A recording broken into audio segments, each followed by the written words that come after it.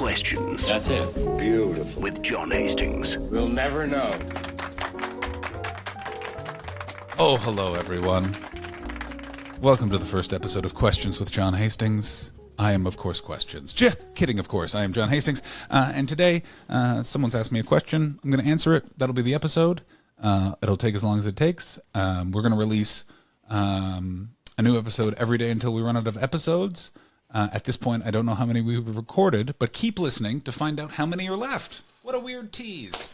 So, producer Paul has a lovely list of questions. We're going to go for that first question. I'm going to answer it, and then the show is over. Paul. Hi, John. me, Baby. Hello, Your first Paul. question is, can you microwave a watermelon? Fantastic question. Now, I am going to go through this logically. I know you cannot microwave metal. I learned that because my friend Steve, when we were 11, listening to the Limp Bizkit album Significant Other in my mom's newly renovated basement, although technically my basement as well. I did live there. I just was 11 and did not contribute to the mortgage. I may have been 13. Yeah, I'm thinking I'm 13, because I remember with this memory comes the idea that there may have been masturbation taking place earlier that day, and that would have been the age 13. Either way, it was the summer we were hanging out. Steve wanted to make himself a Pillsbury pizza pocket in the old microwave, and he for some reason selected my mom's wedding china, and he put that in the microwave, and it had metal in it. So then there was like divot marks out of it, and it was pretty messed up, and then I got in a bunch of trouble, which looking back I don't feel was my fault, because first of all, I was like 13. I didn't know metal couldn't go in a microwave, and also like my parents are divorced. Also, like the wedding china, like it's not like it's a significant, you know what I'm saying? It's one of those ones that you ever look back on your, like, you getting in shit as a teenager and you're like, I don't know if that one was on me. I think that might have been them. Anyway, so I know you can't microwave metal. I learned that in that moment. I have never microwaved fruit, and that really seems like a real British person who was alive during Thatcher dessert. Do you know what I'm saying? I was lucky enough to live in the United Kingdom for 6 years, and let me say something about the mighty British, which is their approach to cuisine is so open-minded. You know what I'm saying? Almost anywhere else, a lot of the stuff that they will sell you in a restaurant would be thrown in a bin, but not in Britain.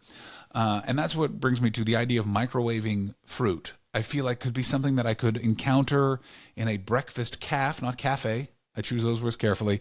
In the north of England, if you've never been to the north of England, it's that same thing that every country has. It's kind of that post-industrial wasteland with a lot of overly confident people in athletic wear, but they're sitting down.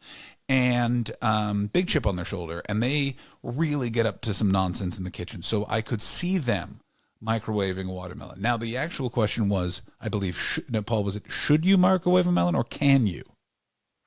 The actual question was, can you microwave a watermelon? All right, now, if the idea is we can do anything. We can literally do anything, especially when it involves like a watermelon and a household item. You can do it. You can put a knife in a trash compactor. You can fill your dishwasher with liquid soap and just see what happens. The real question is, should you? Now, I believe you can microwave a watermelon if you have a big enough microwave or you've sliced the watermelon in a few pieces. The big question then becomes, should you?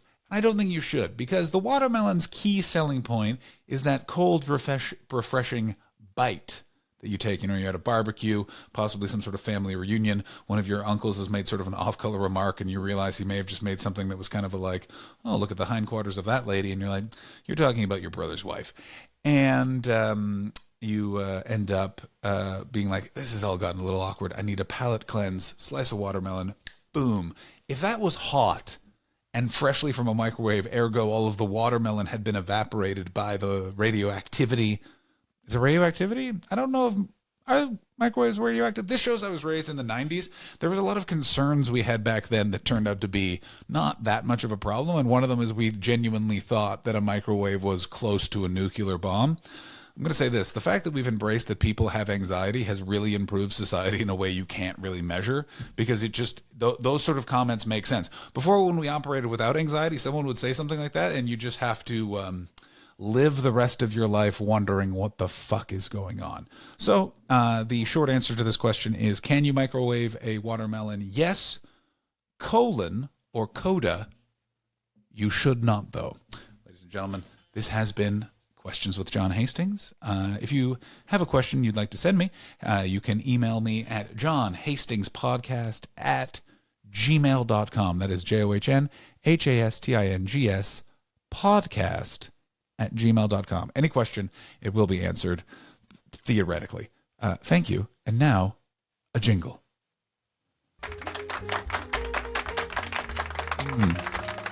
See you tomorrow.